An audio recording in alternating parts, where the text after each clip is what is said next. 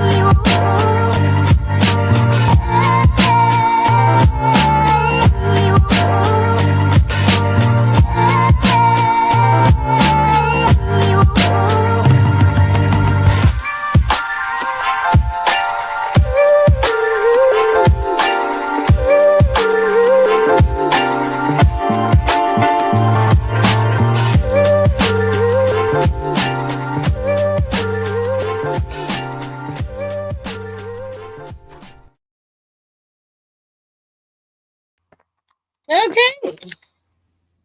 Hola. We're going to move real quick. Okay.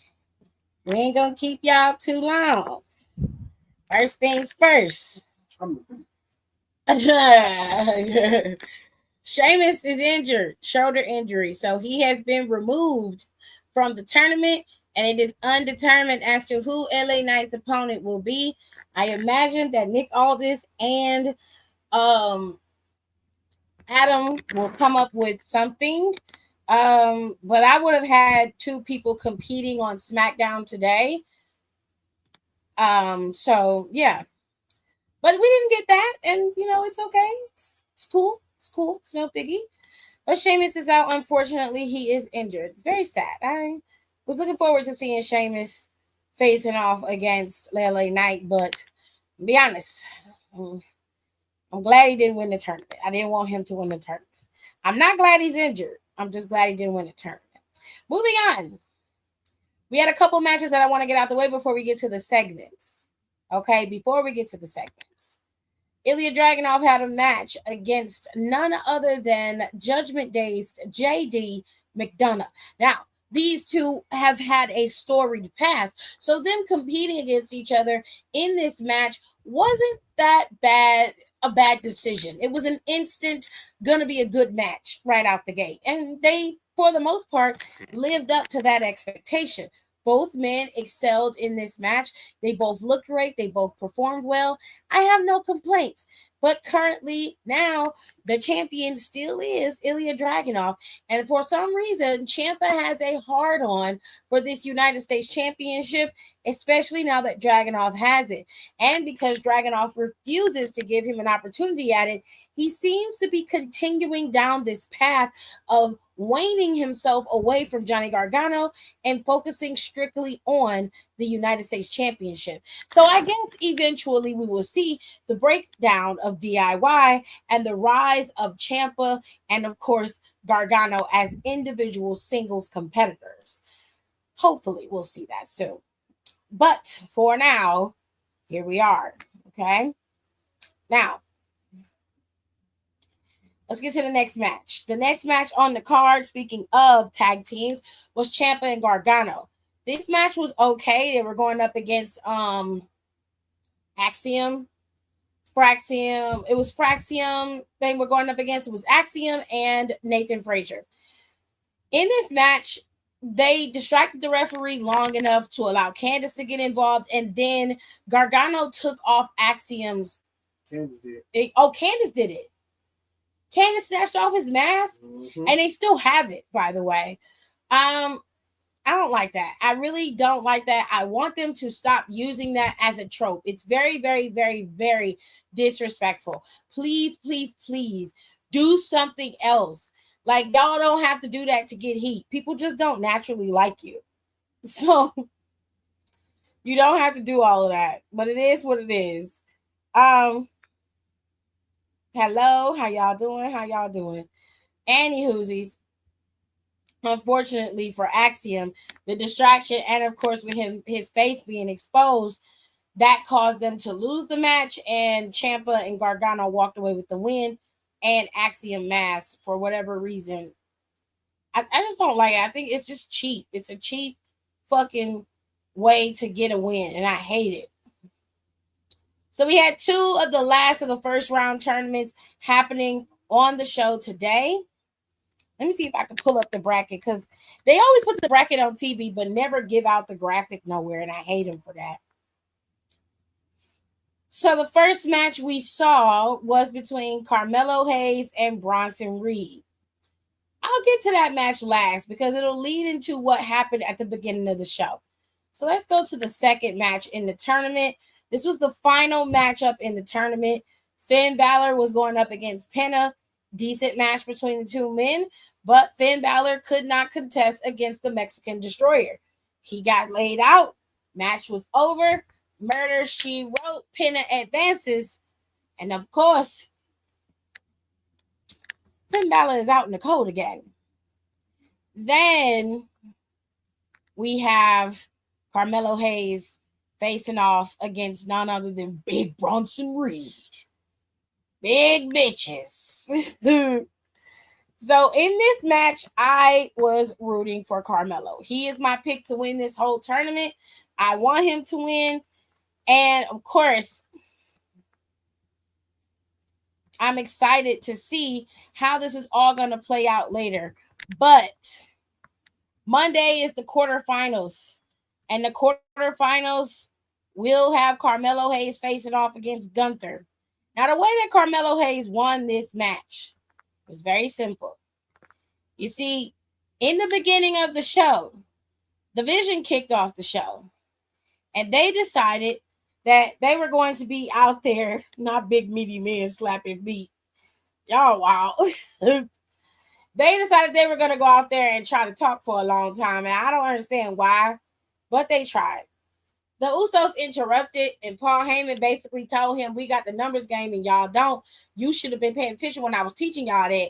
And the Usos was like, nigga, we learned everything we know from you, bitch. We ain't come here alone. And then Cody's music hit, but Cody didn't come out. And you know Cody love a good moment. So I was like, Drew McIntyre done attacked him. And Drew did, because Drew is still suspended from SmackDown. But he's not suspended from Raw. So he can go to Monday Night Raw and be in their ring and fool la la around backstage with them. But his ass can't set foot in an arena for SmackDown or do anything SmackDown related. So what did Drew do? Drew went to the bus and beat the shit out of Cody Rhodes on that bus. Okay, beat the brakes off that nigga. Left him laying in the outside where the steps at, laying down in the doorway of the bus, bleeding and everything. I said, God damn, Drew, you could have let him live a little bit. Shit. No, he whipped his ass. You understand me? Child, they got the fight. Sorry if my microphone got messed up, but they got the fighting out there. And the Usos went back there to go check on Cody. And of course, they was laughing at him like, he, ha, ha, ha. Well, the next match was Carmelo and Bronson Reed. And Bronson Reed didn't really get the drop on Carmelo until Logan Paul got involved and took away Carmelo Hayes' momentum. This led to Bronson Reed getting the upper hand, and this how he was getting beat down. Carmelo was getting beat down in that match. But he was able to evade having the tsunami. However, the numbers game was becoming a problem. So Paul Heyman decided to distract the referee and allow Braun Breaker to take out Carmelo very quickly so that Bronson Reed could advance, but that didn't work out for him because the Usos was there to serve him with a super kick, and of course they was distracting Logan Paul long enough and got them out of the arena so that Cody Rhodes could take out Bronson Reed and give the W to Carmelo Hayes. Carmelo Hayes would have advanced if Logan Paul had not interfered in the match. So if you ask me, an equal counterweight of Cody Rhodes cancels out Logan Paul. And it was all left up to chance. But after suffering a crossroads and getting his ass whooped. I mean, unfortunately for Bronson Reed, he couldn't make it to his feet for the 10 count. So it was a 1, 2, 3, 10 game over. Winner, Carmelo Hayes. Carmelo Hayes advances into the quarterfinals. But his quarterfinals opponent, Lord have mercy, Jesus, is none other than one of the greatest wrestlers of our era, Gunther. Yeah, babe. It's like you get rid of one brick wall and you find a new one, baby. It's just terrible. It's terrible. Now they might put Santos Escobar in that tournament. You know what I'm saying? Because they ain't had Santos back yet. And they might put his ass in that tournament. Santos still there? He came back. He decided to resign. He almost didn't, but he decided to resign. So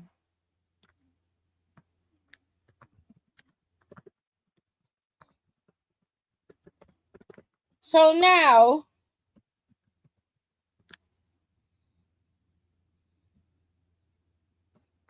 thank you. Somebody posted the bracket. So sweet. It's so nice. I knew I would find it. It's so nice on Twitter, ain't they? It's so sweet. Anyway, so the tournament is as follows. Okay. Carmelo Hayes will face off against Gunther on Monday, and Solo will face off against Penta on Monday. And I assume on Friday, Jey Uso and Rusev will have their bout. And then Friday, you'll have LA Knight face off against whoever Nick Aldis and Adam Pierce decide. I almost called him Cole.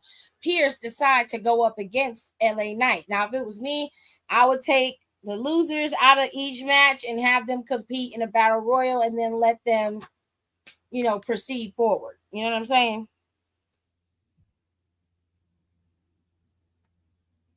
And pick one of them, that's how I would do it. But everybody ain't like me. But here's your bracket. Y'all can guesstimate who is going to win and face off against John Cena. Now that we done got that out the way, these two were not on SmackDown today. Neither was CM Punk. Don't know why. They just weren't. However, the final aspect of SmackDown was all about filling out the slots for the women. So throughout the show, we saw Charlotte and Rhea Ripley finally bury the hatchet, or at least put it to the side for now. And they sat down and had a conversation.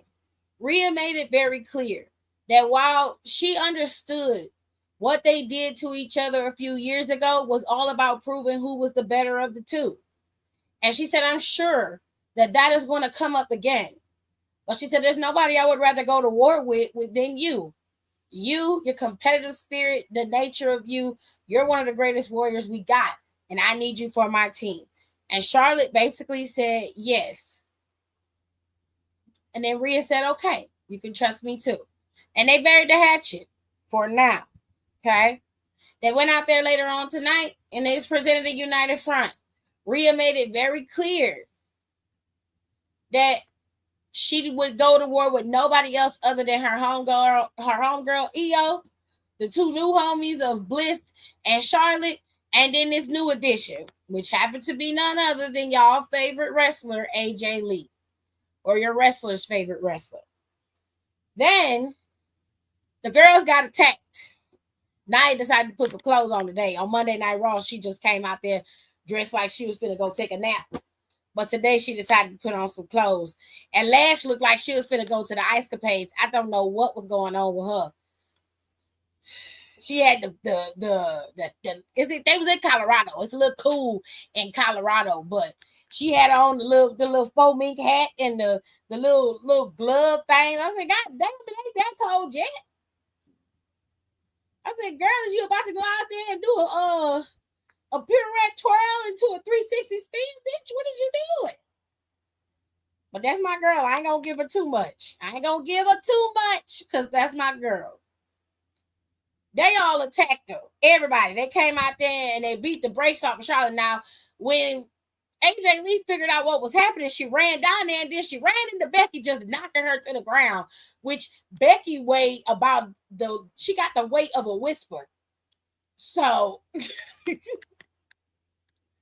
don't know how she was able to knock that bitch over, but she did. But I guess if you're thinking about momentum and force, right? Somebody running at full speed and then you hit them, you're going to get them good. You feel what I'm saying? So maybe it was more about her being able to hit her at the right time and not necessarily throwing her weight into it. You feel me? Anyway, they beat up the girls and then Becky came in there all dramatic, shaking hands and shit because she done joined the team. We was like, bitch, we knew you joined it. Okay, look, I told y'all.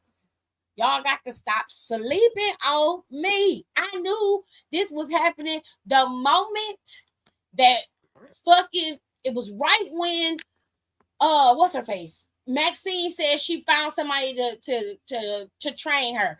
I knew then that it was gonna be AJ Lee.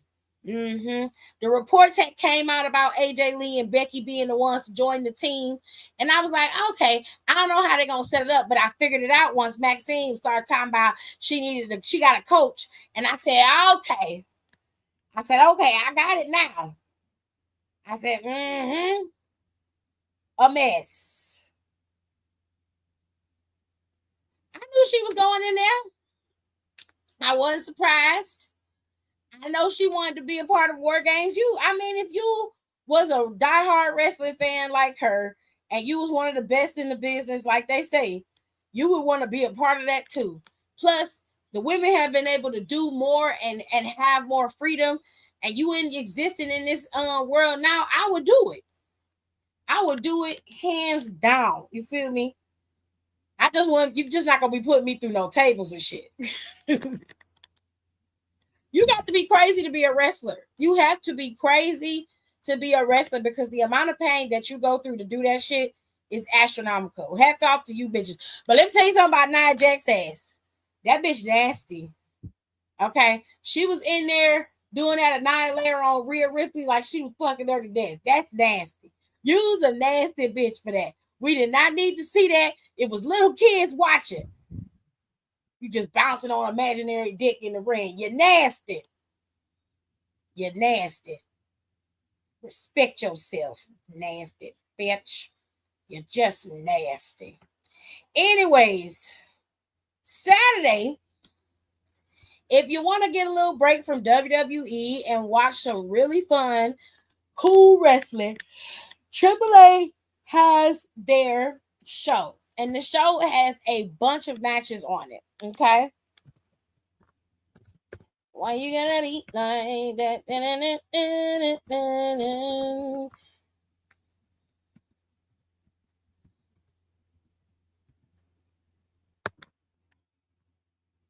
I say I'm qualified. I'm qualified. All that you need in your life. How the hell am I? I'm overqualified. Okay. Sir, here is the match card for tomorrow's show.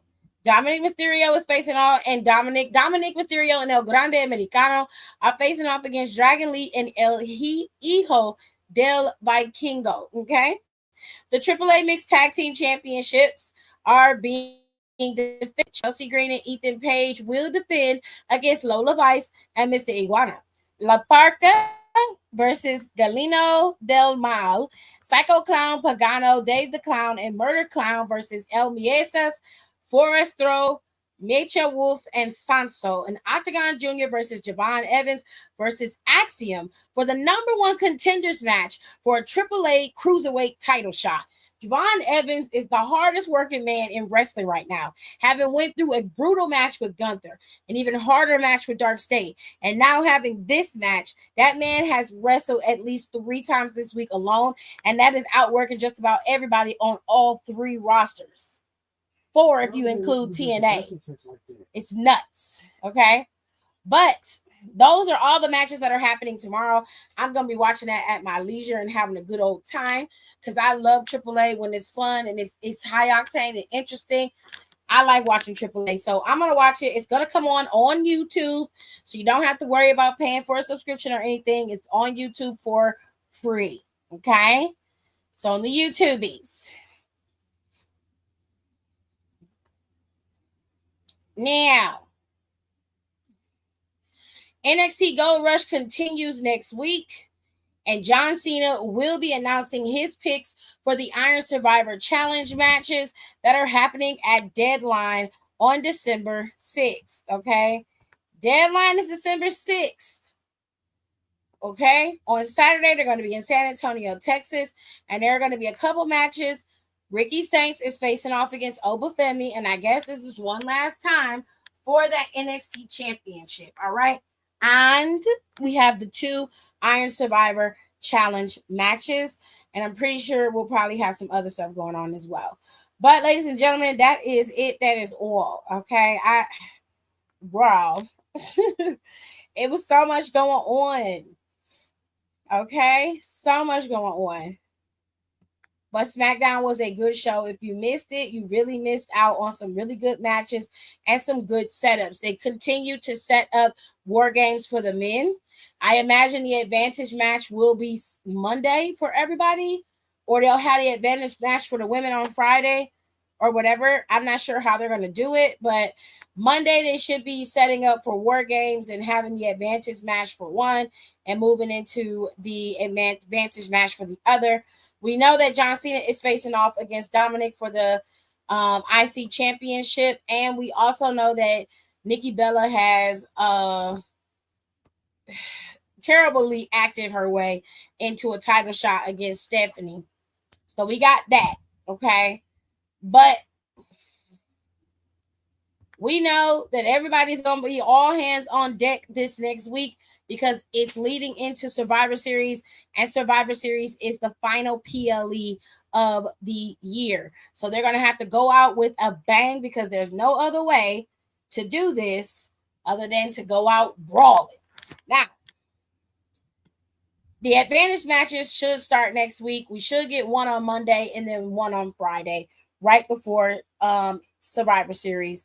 So hopefully we'll see what's going down, and I will have the storyline recap for all of you up by next Wednesday. That way you can kind of understand how these War Games matches were built, why each person was chosen to be in there. Some of them are randoms, others actually should be in there. Okay, so I'll get all that stuff done for you this week, and I hope you guys enjoy AAA tomorrow. It is going to be on their YouTube channel. Over on YouTube, you can watch it for free, and I will see you guys then. Okay, I might go live and talk about it afterwards. And then Monday night, we'll do our regularly scheduled programming. Wednesday, we'll do predictions for Survivor Series, go over all the matches. And remember, this is going to be one of Down for the Count's very last live, one of their last shows for the year, because we always go on hiatus after Survivor Series. So remember that, because we're going to be gone for a little bit. We're taking off for the holidays, and then we'll be back in January just in time for the Road to Royal Rumble. All right. So, just so y'all know, Full Gear is also tomorrow. AEW Full Gear is tomorrow, and they have a fully stacked card. The match that everybody is probably talking about is Mercedes Moné facing off against Chris Statlander for the AEW Women's Championship. And if you ask me, Chris Statlander should retain.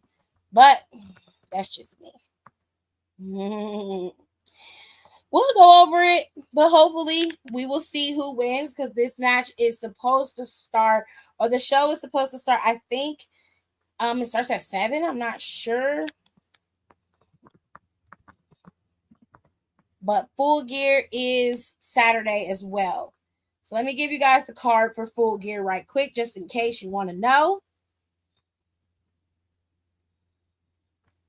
For the big matches, Samoa Joe is facing off against Adam Page. And this is going to be in a steel cage match. And it is for the AEW World Championship. Mercedes Moné is facing off against Chris Statlander for the AEW Women's World Championship. The AEW World Tag Team Championships are on the line.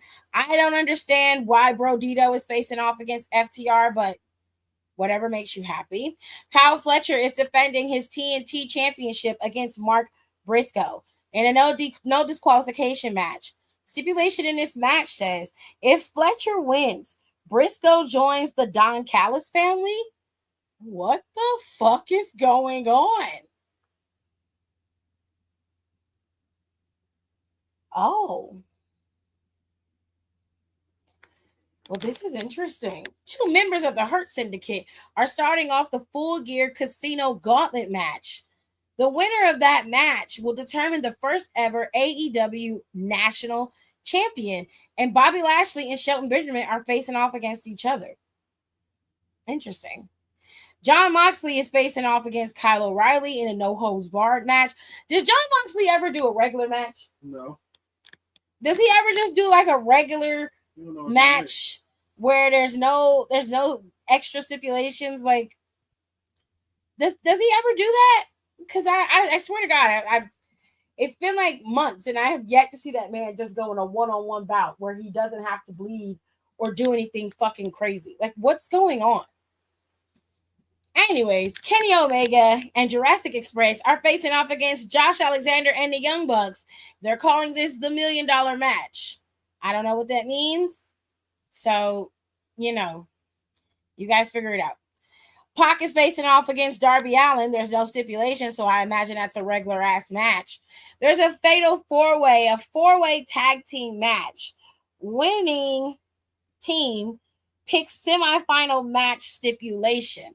So whoever wins gets to pick the stipulation for the semifinals match. And these teams are as follows. Oh, sorry. Marina Shafir and Megan Bain. Toni Storm and Nina Shirakawa. Brad, I can't see this. What does that say? What is Haley and Willow's name? Because I cannot see what that says.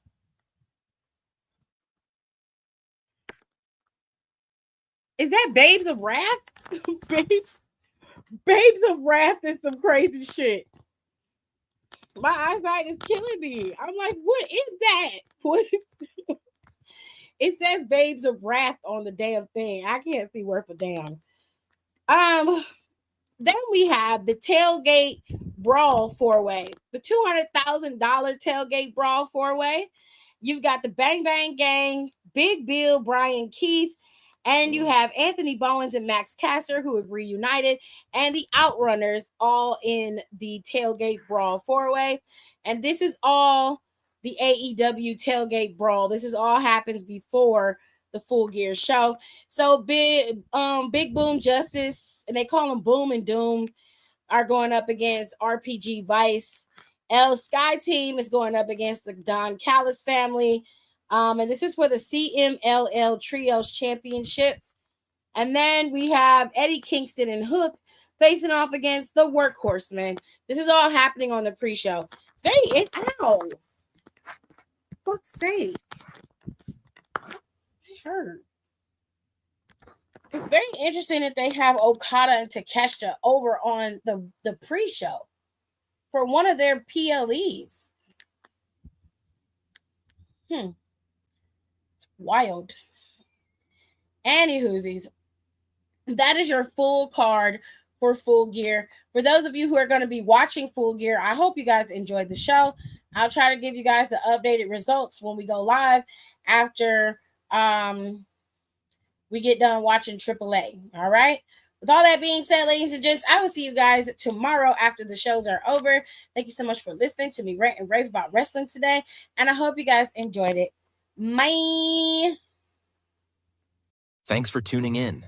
Don't forget to rate, comment, and subscribe for more wrestling content. Check out our merch and consider becoming a member for exclusive perks, special emojis, and members-only content.